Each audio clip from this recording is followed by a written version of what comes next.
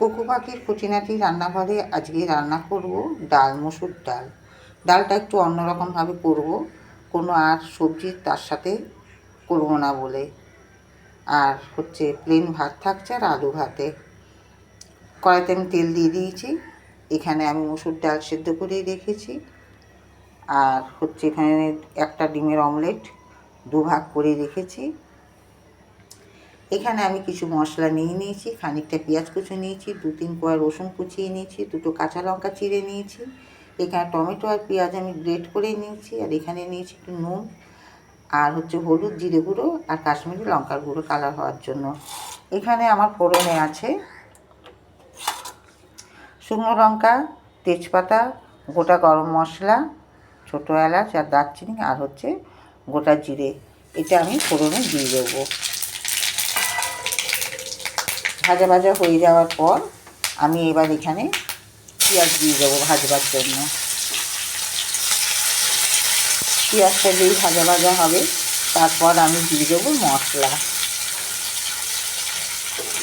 আজকে আমি বাজারে যেতে পারিনি, যার জন্য বাড়িতে এসে কী রান্না করব দেখলাম ঘরেতে রয়েছে ডিম, আর ছেলেটি ডিম সেদ্ধও খেতে চায় না। অমলেট করে আমি যদি এরমভাবে একটু নতুনত্ব রান্না করে দিই তাহলে হয়তো খাবে, যার জন্য ডালটা আমি একটুখানি নতুনত্বভাবে রান্না করছি। ডালটা আমি কোনোদিন রান্না করিনি, আজকে আমি প্রথম রান্না করছি। দেখি কেমন হয় খেতে। আমিও হয়তো না খেলে আপনাদের বলতে পারবো না। পেঁয়াজটা একটু ভাজা ভাজা হয়ে যাওয়ার পর এবার আমি দিয়ে দিলাম এতে রসুন আর হচ্ছে কাঁচা লঙ্কা। রসুনটা পুরো লাল হয়ে ভাজা হবে না। তারপর আমি দেবো যে মশলাটা আমার রেডি করা আছে, গ্রেট করা পেঁয়াজ আর টমেটো আর তার সাথে গুঁড়ো মশলা, ওইটা দেবো। ভাজা হয়ে যাওয়ার পর মশলা আমি দিয়ে দিয়েছিলাম। মশলাটা ভাজা ভাজা হয়ে গেছে, তেল ছেড়ে গেছে, দেখতেই পাচ্ছেন।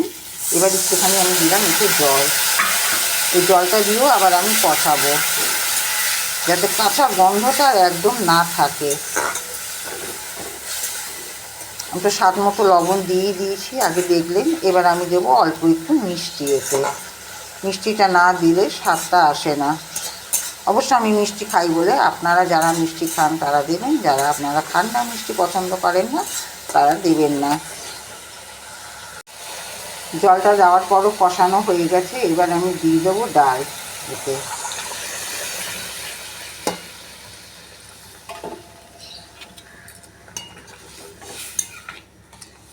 এবার ভালো করে যখন ফুটে উঠবে তখন আমি দিয়ে দেবো ডিমের অমলেট।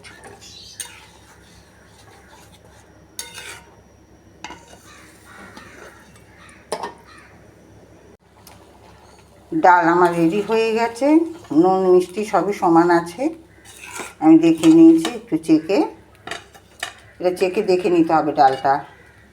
এইবার উনি আমার জানু অমলেট দেখলে অর্ধেক করে ভাঙা, ও খাবে না, অর্ডার দিয়ে গেল পাটিসাপটার মতো অমলেট করো আমার।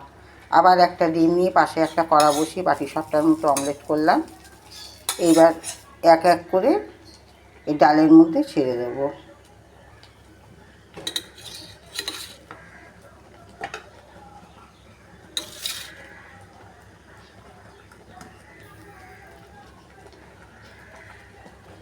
এবার ফুটে উঠলে নামিয়ে দেবো।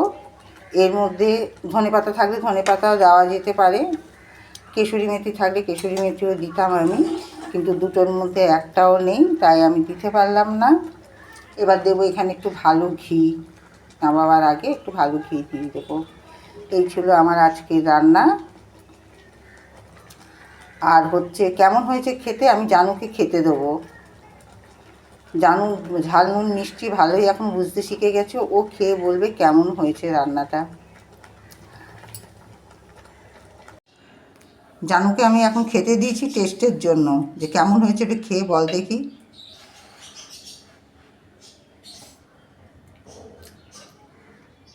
কেমন হয়েছে নতুন রান্নাটা? এই এতদিন পর করলে খুব ভালো হয়েছে। খুব ভালো হয়েছে। এটা ভাত দিয়ে খাওয়া হবে তো তাহলে ঠিক মতো? হ্যাঁ। ঠিক আছে, এইটা খেয়ে নাও, খেয়ে নিয়ে তারপরে ভাত দিয়ে আবার দিচ্ছি, তারপর খাবে, বুঝলে? আমার জানুকে দিয়েছি টেস্টের জন্য। জানু তো খেয়ে বললো ভালোই হয়েছে, কালারটি দেখেও মনে হচ্ছে ভালোই হয়েছে। তো এই ছিল আমার আজকের রান্না। আমার এই রান্না যদি ভালো লাগে লাইক দিয়ে পাশে থাকবেন। আর আজকের মতো আমার এইখানেই সমাপ্ত। আবার আমি আসবো নেক্সট ভিডিওতে আবার একটা নতুন রান্না নিয়ে। টাটা, ভালো থাকবেন, সুস্থ থাকবেন। আবারও বলছি, আমার রান্না ভালো লাগলে লাইক দিয়ে আমার পাশে থাকবেন।